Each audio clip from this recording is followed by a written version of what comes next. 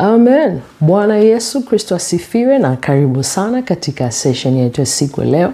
Hapa ni neno la maarifa, na ikiwa ni mara yako ya kwanza, basi hapa ni neno la maarifa, platform maalum kabisa kwa ajili ya wanawake. Tunajifunza mambo mbalimbali ya kimwili, kiroho, kwa ajili ya kutusaidia kutembea katika nafasi ambayo Mungu ametupatia. Na kabla sijaendelea, basi wacha nimshukuru Mungu Baba katika jina la Yesu Kristo. Asante kwa ajili ya siku ya leo, asante kwa ajili ya neema yako. Ninaomba Bwana ukanitumie kuachilia maarifa maalum kabisa kwa ajili ya wanawake, jinsi ambavyo Bwana tunaweza tukatunza vyo vyetu na kuviombea ili kuepusha milango ya shetani ambayo ameiweka ili kuleta madhara katika nyumba zetu, katika familia zetu, katika jina la Yesu Kristo. Amen. Title hapo ni choo ni madhabahu. Yes. Unaweza kujiuliza, okay, ni madhabahu gani? Mimi naweza nikasema tu ni madhabahu ya mashetani. Kama hutakuwa makini na kama hutakuwa na maarifa, Biblia inasema watu wangu wanaangamizwa kwa kukosa maarifa. Sasa usipofanya kile Biblia kinasema, choo chako na kiruhusu pia kiwe mlango wa shetani. Kwa sababu ukisoma katika Biblia, nimejaribu kufuatilia choo katika Biblia, tumeona jinsi ambavyo walikuwa wanaelekezwa kwamba waende nje ya kituo kama mtu atataka kujisaidia. By that time kulikuwa hakuna vyoo kama tulivyo navyo hivi kisasa. Ila alikuwa anaambiwa nenda nje ya kituo, halafu uchimbe sehemu, halafu kile kikutokacho ukifunike. Sasa mtu anaweza akasema, sasa choo kinaweza kikatumikaje kama madhabahu? Kinatumikaje kwenye madhabahu? Kinakuwaje madhabahu ya mashetani? Sasa kwa neno la Mungu hapa walikuwa wanaambiwa kikutokacho kifunike. Sasa unaweza ukaruhusu mashetani yakaathiri maisha yako ama nyumba yako. Kwa nini? Kwa kutokufuata neno. Tunatumia vyoo hivi tulivyonavyo vya ndani ambavyo kimsingi shimo la choo halipo ndani, ila shimo la choo liko nje huko, septic tank. Septic nini hizo za kutolea uchafu liko nje. Kwa huku ndani kuna drainage system ambayo ya chooni, inatoka chooni, inaelekeza maji yanayotoka chooni, inaelekeza na zile haja nyingine zinazotoka chooni zinaelekea moja kwa moja kwenye shimo kupitia mabomba yanawekwa chini pale. Kwa hiyo sasa huku ndani, hata kama choo chako kiko ndani, kiko nje, vyovyote vile, ukimaliza kutumia choo flashi. Una mtu mwingine anaweza akasema, mimi natumia choo cha kukaa na maji mengi, kila nikikojoa kuflash. Kwa hiyo anakojoa mpaka labda jioni, kama hajapata haja kubwa, au akipata haja kubwa ndo ana flash. Lakini anapokojoa anaacha tu ile mikojo pale, pengine labda kwa sababu anakaa mwenyewe na anaona kila mara akianza kubonyeza maji yanaenda mengi. Ukiona maji yanaenda mengi kwa kubonyeza tu kwa ajili ya haja ndogo, basi unaweza kutumia ndoo. Ukachukua ndoo, ukachota maji, na ile haja unapotoa ndogo una flash, kwa sababu utakapoiacha pale juu, kumbuka shetani huwa anaenda kinyume na neno. Wewe utakapoenda kinyume na neno, umemfungulia yeye mlango wa kuingia. Sasa Mungu alikuwa anawatembelea na hataki mazingira yawe machafu. Kwa hiyo anataka hata ule uchafu ambao unatoka kwenye mwili wa mwanadamu ufunikwe, asiukute hapo. Sasa lakini kwa shetani ni tofauti. Shetani chooni ndio sehemu ambayo waganga wanawapa watu masharti. Chukua dawa hii, peleka chooni, kaiweke pale chooni, kwa sababu kule kuna uvuvio, na kimsingi wachawi wanapata. Tutaona hapa mbele. Ngoja kwanza tuendelee kidogo hapa.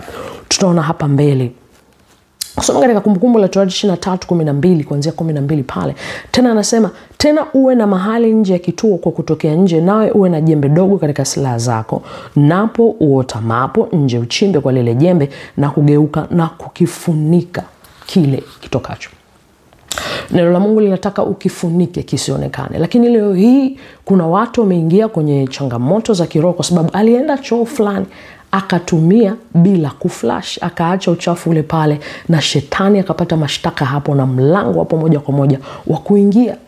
Kwenye manyumba yetu haya tunaoishi, pengine nyumba za kupanga, pengine ni nyumba zenu wenyewe, lakini mtu anaacha uchafu pale. Na hii ninaona mara nyingi kwenye public toilet. Unaweza kaingia kwenye toilet ya public na ukakuta mtu kaacha pale uchafu. Sasa sijajua atakuwa na maana gani ama alikuwa na maanisha nini, lakini unapoacha uchafu wako pale, pengine labda aliona kwamba akishika ndoo ni chafu ya kuflashia atajichafua. Kwa hiyo bora aache uchafu wake pale, mtu mwingine amtolee. Kuna watu wamefungwa kwenye hicho kifungo. Pambana kuombewa hapa na pale, asijue kwamba alifanya jambo liloruhusu mlango, kwa sababu choo ni madhabahu ya mashetani. Whatever you do there, unachofanya chochote pale ambacho kinamruhusu shetani aingie. Kwa hiyo cha kwanza kabisa, ili kuzuia madhara yanayotokana na madhabahu ya choo, tafadhali ukifika kwenye choo usiache uchafu wako pale. Ni mwanamke una pedi, tena hizi pedi ni kitu ambacho shetani anakitumia sana nowadays. Sijajua Mungu atakupa maarifa gani, lakini pedi yako usio unaitupa tupa tu kila mahali. Pedi kimsingi inatakiwa ichomwe na uifukie mahali. Usiache damu yako inatapakaa. Mashetani wanaweza wakaja wakaitumia kinyume nawe kwa sababu hujaihifadhi inavyotakiwa. Sasa wewe hujahifadhi, unategemea mfanya usafi aje kuhifadhia, na kama ni mchawi je? Atachukua na kukuhifadhia sehemu ambayo sio sahihi na sio salama. Jana nilisema kuna ndugu mmoja aliwahi kunipa habari kwamba alikuwa na changamoto nyumbani kwake, na wakati anafuatilia kujua kwamba hii changamoto inatoka wapi, at the end of the day alikuja kufind out mdada wa kazi ndio one of the sources ya hizo changamoto alikuwa anakutana nazo. Sasa wakati anamdepart kumuondoa na anampekua ili aachilie kile chumba, aligundua yule dada ana pedi za kutosha za huyu mama ambazo zimetumika, amezihifadhi. Sasa ana matumizi gani nazo? I don't know. Ndio maana unatakiwa wewe mwenyewe mwanamke kuwa responsible na kila kinachokutoka wewe mwenyewe kukihifadhi. Usisubiri mdada wa kazi akuhifadhie. Na unapoenda chooni usiseme ngoja huyu mtu atakuja kufanya usafi. Fanya usafi, safisha pale. Kwa mashetani hayatapata uhalali kwa sababu umekisafisha. Sawa? Ukifanya hivyo utazuia milango ya shetani. Sasa huyu dada akamkuta yule binti ana pedi zake za kutosha. Kazipataje? Pengine huyu dada hakuwa anazitunza anavyotakiwa kuzitunza, hakuzihifadhi anavyotakiwa kuzihifadhi. Kwa hiyo inakuwa ni opportunity kwa mashetani kufanya chochote kile, kwa sababu wewe kwanza huendani na neno. Neno linakuambia hivi, uchafu wako ufunike. Sasa hivi tuna vyoo, basi kwenye vyoo hakikisha unapoachia uchafu flash uende. Ukiwa una pedi unatumia nini, hakikisha unaziteketeza wewe mwenyewe na unachukua shimo unatumbukiza mle. Kwa hiyo unakuwa hakuna mashtaka yanayotajwa kwako kwa sababu umefuatisha maelekezo vizuri. Sasa nimejaribu kufuatilia katika Biblia. Nimejaribu kufuatilia na mpaka hapa ninapofanya video hii nilifanikiwa kupata mstari huu kutoka kitabu kile cha Wafalme wa Pili mlango wa 10 na mstari 27. Wafalme wa Pili mlango wa 10 na mstari 27 nasema, wakaibomoa nguzo ya Baali na kuiangusha nyumba ya Baali, wakaifanya choo hata leo. Tunaona hapa hawa, ukirudi huko nyuma nadhani unaweza kujua kilichotokea, lakini tunaelezea jinsi ambavyo waliangusha nguzo ya Baali. Na walipoiangusha hiyo nguzo ya Baali, mpaka leo imefanyika kufanya nini? Kuwa choo. Sasa waliona kwamba hakuna kitu cha thamani zaidi ambacho kinaweza kikafanyika pale. Wakaona hapa waweke choo, ndio kitu ambacho kinaweza kikakaa hapa kwenye nguzo hii ya Baali ambayo imefanyaje? Imeangushwa. Sasa wewe mpendwa ambaye unasema umeokoka na pengine uliwahi kutumia vyoo ambavyo vimenajisika, ambavyo vimewekewa manuizo, lazima ufahamu namna ya kujinasua kutoka kwenye hivyo vifungo, madhabahu za vyoo zilizokushikilia. Na jana wakati wa maombi nilizungumzia pia kwa habari ya kuchimba dawa. Tunasema kuchimba dawa. Wakati mnasafiri mikoani, kuna sehemu basi inapaki, watu wanachimba dawa kwenye maeneo ya watu. Kimsingi yale ni makosa. Kwa sababu kwanza unaingia kwenye eneo la mtu bila ruksa yake, hiyo ni namba 1. Lakini namba 2, unatakiwa kile unachokitoa pale uchimbe. Watu wengine unakuta anaenda pale amehabanwa na haja na anaachia uchafu wake pale na anauacha pale pale juu. Huo ni mlango wa shetani kukuataki, kwa sababu moja kwa moja katika ulimwengu wa roho kile pale umekigeuza kuwa choo ambacho sio mali yako, sio cha kwako, lakini pia umefungulia mlango wa mashetani kuweka madhabahu ile pale ulipoacha choo chako juu. Sasa ninataka nizungumze kitu kingine hapa cha msingi sana ambacho lazima ufahamu. Usipokuwa makini, shetani atatumia choo chako kuwa madhabahu yake ya kuleta uharibifu kwenye maisha yako. Sasa namba 1, tunafahamu kwamba choo ni sehemu private. Sijawahi kuona sehemu ambao wanaruhusu watu wawili waingie choo kimoja, haiwezekani. Choo ni kimoja kwa mtu mmoja. Na ndio maana ukikuta kwenye community kubwa unakuta kuna vyoo vingi kwa sababu hairuhusi kuingia wawili kule au watatu, ni mtu huyu mmoja. Sasa kwa nini choo kinaweza kutumika kama madhabahu ya shetani? Kwa sababu ni sehemu pekee ambayo mtu anaingia mmoja na akiwa na ajenda yoyote anaifanikisha mle ndani bila mtu mwingine kumwona. Okay, mtu unaweza kusema sasa wale wanavologa huaga kuna namna wanavua nguo alafu wanainama wanaachia makalio yao alafu wanafanya incantations zao. Sasa chooni ndio the only place ambao anaweza kufanya vitu vyake katika eneo lile kwa urahisi bila kuonekana. Na ndio maana lazima tufahamu kudhibiti malango ya choo yasitumiwe na shetani kama madhabahu ya kuleta uharibifu kwenye maisha yetu. Kwenye makanisa, kwenye manyumba yetu, kwenye maeneo ya public mbalimbali, wanatumia vyoo wachawi kuloga watu wa maeneo yale. Kwa sasa mtu akija chooni unafikiri utajua amefanya nini chooni? Yuko kule peke yake, anakuja na tunguli zake na vitu vyake, anafanya manyanga yake pale, haufahamu. Ndio maana lazima ulinde nyumba yako ama maeneo ya chooni kwa maombi. Lakini si tu maombi, lazima uhakikishe unafanya vile Biblia inavyosema, usiache uchafu wako pale. Usiwache pale juu, haitaki ufunike kwa kuflash. Sisi tuna vyoo sasa hivi. Kwa una flash, wale ambao wanatumia huko vijijini unatakiwa ufunike. Sasa mtu anafika nyumbani kwako. Kuna watu wema ambao pengine wanatufikiria, lakini kuna wengine ambao wana agenda mbalimbali. Na atafika pale kwako kama haujajiwekea uzio wa maombi. Hile sehemu ya choo mashetani ndio wanatumia kuchaji. Siko hapa kuzungumzia shuhuda kwa sababu najua kwenye shuhuda mambo ya choo yamesemwa sana, lakini mimi nataka ni stick hapa na neno zaidi.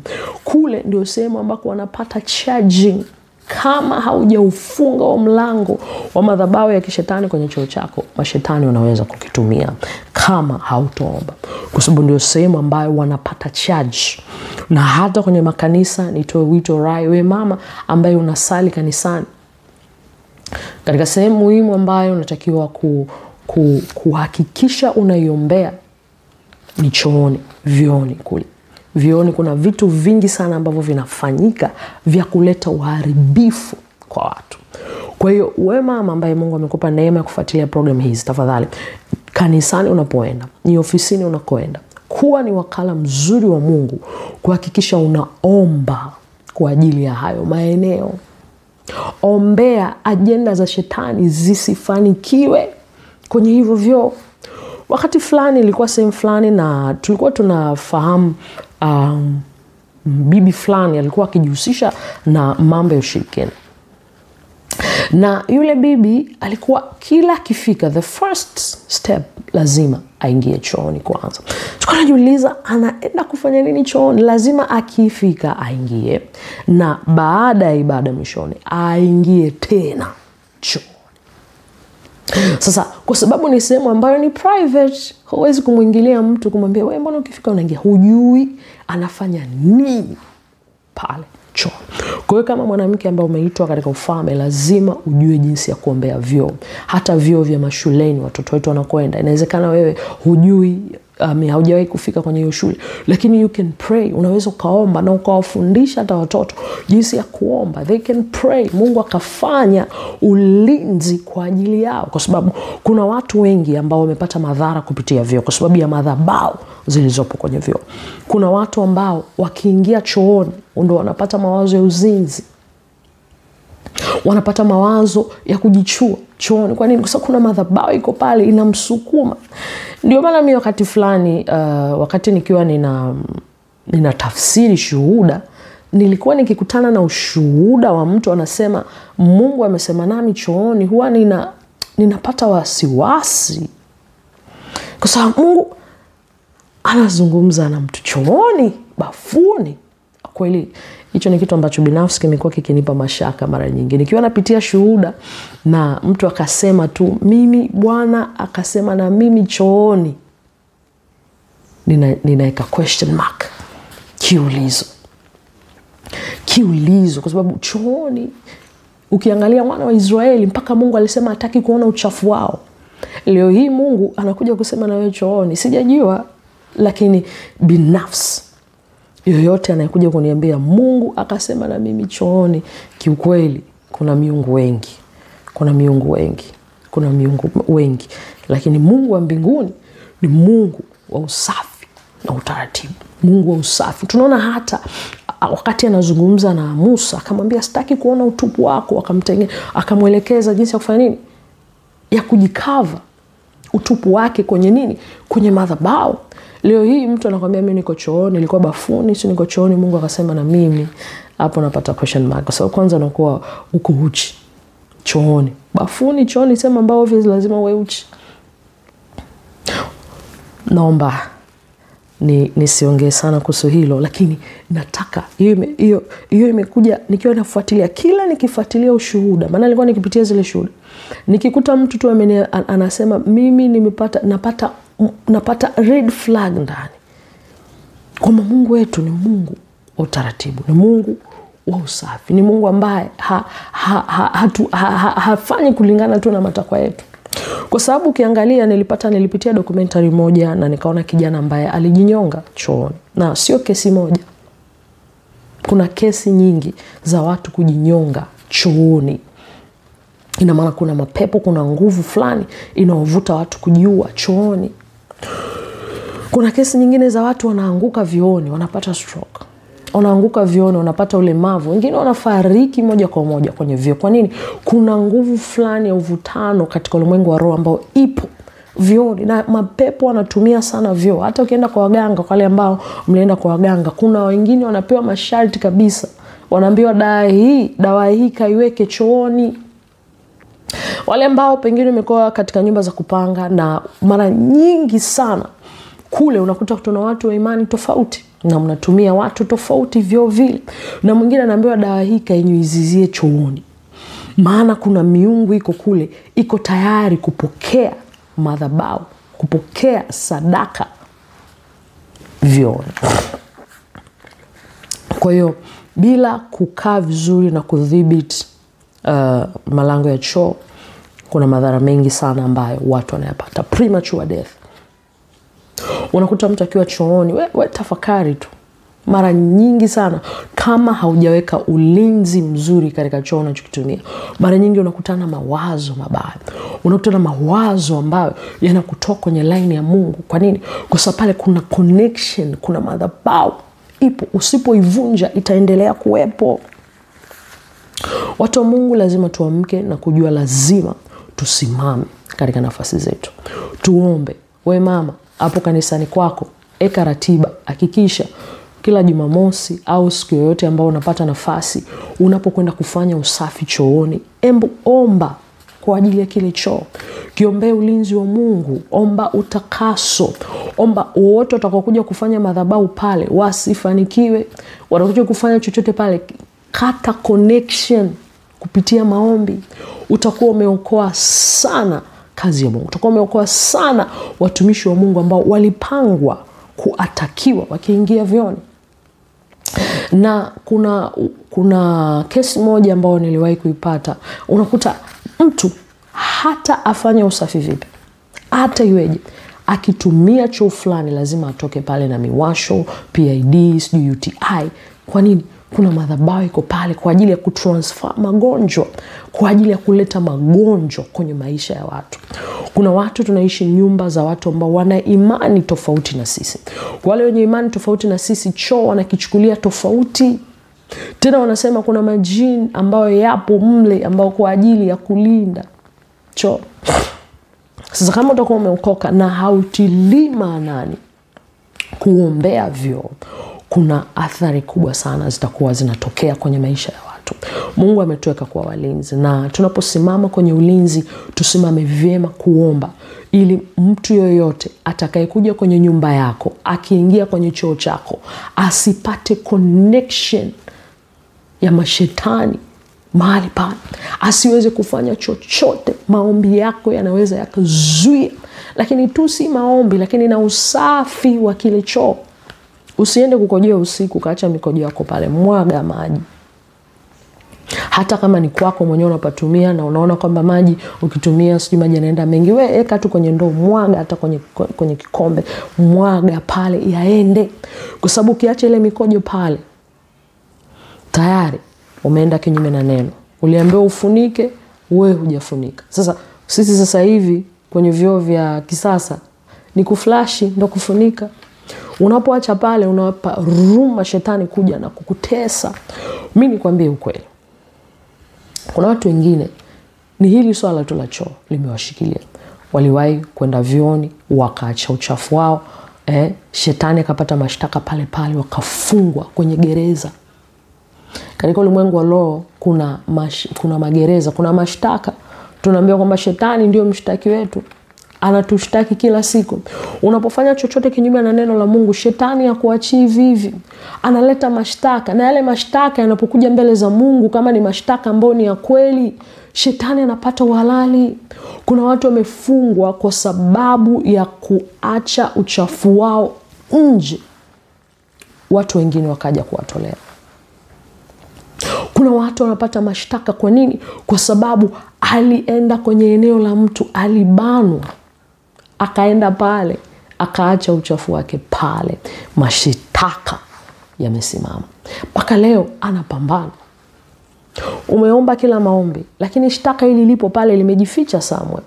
Kama huyu mtu sio mtu mwaminifu, afatishi neno. Huyu mtu sio mtu msafi ambaye neno la Mungu linasema hivi na yeye anafanya tofauti. Kwa shetani anakuja pale na mashtaka yake, wanakushtaki na umefungwa kwenye gereza. Kuna watu wamefungwa kwenye magereza kwa kutokutumia vyema sawa vyo walivyokuwa wanavitumia. Kwa hiyo niseme tu ya kwamba Mungu atupe neema, atupe nafasi ya kuvunja hizi madhabahu kwenye vyoo vyetu. Madhabahu zivunjike katika jina la Yesu Kristo. Na wewe mwenye imani, pengine unaweza ukachukua hata sadaka yako ukapeleka kwa mchungaji wako, umebea mchungaji, hii ni sadaka, ninaomba ulinzi wa Mungu katika vyoo vyangu, nyumbani kwangu, katika hii sehemu nimepanga. Sitaki shetani apate mlango wote kupitia vyoo. Mimi nimewahi kushuhudia mtu ambaye alianguka chooni akavunjika meno. Binafsi nimemshuhudia mwenyewe, alianguka chooni na akavunjika meno, kapoteza meno yake ya mbele, akaweka meno ya bandia chooni, bafuni huko. Bafuni na chooni ni kitu kile kile, kwa sababu kwenye nyumba za sasa hivi unakuta bafu liko hapa, choo kiko hapa. Mengine unakuta tu imeseparatiwa, hapa ni bafu, hapa ni choo. Alivunja meno yake huyu mama chooni. Sasa tusipokuwa na nguvu zaidi ya maombi na maarifa kufahamu vitu hivi, unakuta familia nyingi sana zimefungwa.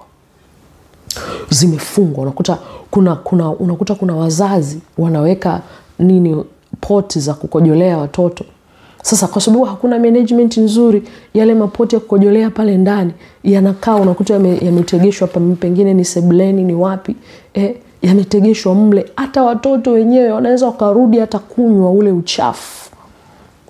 Na unaporuhusu uchafu kukaa sebuleni, umeruhusu madhabahu ya mashetani. Kama ulikuwa una tabia hiyo ya kuweka mapoti ya chooni watoto, Kama ni mtoto mdogo, eka poti lake chooni, sio sebuleni.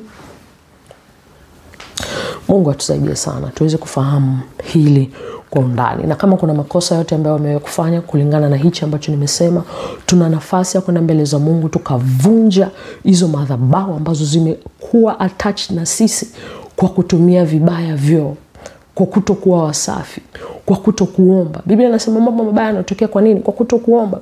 Mara nyingine unaweza kaenda kwenye nyumba ambayo nimesema unakuta mtu ni mpagani, na katika upagani wake pale kuna vitu ambavyo ameviruhusu. Sasa wewe ukifika pale bila kuomba, unakuta vile vitu vinakuvaa bila wewe mwenyewe kujua. Unakutana na bad luck, unakutana na changamoto mbalimbali, unakutana na mandoto mabaya. Kwa nini? Kuna watu mtu anaota usiku, anaota yuko kuna kinyesi kiko hapo. Katika ulimwengu wa roho kuna shida, kuna madhabahu hapo imekushikilia ambao unahitaji kufunguliwa kutoka kwenye madhabahu ya choo. Kwa wakati huu niombe tu tutasimama kuombea kuvunja madhabahu zote za chooni zilizopata connection na sisi na zikapata uhalali, kwa sababu hatukutunza uchafu na ututoka vizuri, lakini pia hatukuomba katika ulimwengu wa roho. Kama nilivyosema tu hapo awali kwamba hiyo ni sehemu ambayo usipoangalia ndio sehemu ambayo mashetani na mapepo na wachawi wanakutana hapo na kuweka vikao kwenye eneo la choo. Kwa hiyo wewe usiposimama na kuomba, kumbuka utaleta madhara kwenye jamii yako, utaleta madhara. Siri hii ifanyie kazi. Jifunze kuombea choo. Unapoenda kwenye vyoo vya public, kabla hujaingia, hebu sema neno lolote. Au katika maombi yako ya siku, Bwana, kila sehemu ambayo nitaweza kwenda chooni, Bwana, ninaomba Bwana kusiwe kuna madhara yoyote katika ulimwengu wa roho. Na kama ikiwa kuna mitego mbalimbali imetegwa katika kile choo, ninaitegua hiyo mitego katika jina la Yesu Kristo. Unaenda pale umetamka. Biblia inatuambia kwamba tumepewa mamlaka. Tunachokifunga duniani na mbinguni kinafungwa. Mungu ametupa mamlaka. Vinywa vyetu vina nguvu ya uumbaji na nguvu ya kuharibu kila kazi shetani. So tunatakiwa tusimame vyema katika kuomba. Tunatakiwa tusimame vyema kujua kwamba hii milango ambayo shetani anaitumia, hii milango ya vyoo, milango hizi haja, jitahidi sana tena jizuie kwenda kuchimba dawa kwenye maeneo ya watu. Ni heri ufike kwenye eneo uombe majirani, uombe watu waliopo pale karibu, kuliko kwenda kwenye eneo la watu na kuchimba dawa, kwa sababu utaingia kwenye kifungo, utafungwa gerezani, watakufunga. Kwa nini? Kwa sababu wewe umekiuka sheria ya neno la Mungu. Mungu atubariki sana na atusaidie sana. Kwa hiyo kwa kusema haya, tafadhali pata muda wako binafsi, uombe, usimame na neno la Mungu kama linavyotuambia kwamba tumepewa mamlaka. Kila athari zote, kila uchawi wote uliofanyika kwenye vyoo, uliofanyika, unao mamlaka ya kuuziwa. Na kwenye makanisa, kanisani unaposali, eka ratiba ya kwenda kuombea hivyo vyoo, ili hao wachawi wanaokuja kupitia kuleta athari kwenye vyoo wasifanikiwe. Wakifika pale connection yao hawaioni, kwa hiyo wataishia tu kutoa haja ile ambayo wanatakiwa watoe, na hawataweza kufanya chochote katika ulimwengu wa roho. Mungu akubariki sana na asante sana, na vile ambavyo Mungu ataendelea kukubariki kuendelea kuomba. Omba kwa ajili ya wengine. Wape maarifa haya watu wengi zaidi, ili watu wakapate kufunguliwa. Mungu akubariki sana na asante sana, na mpaka wakati mwingine. Amen.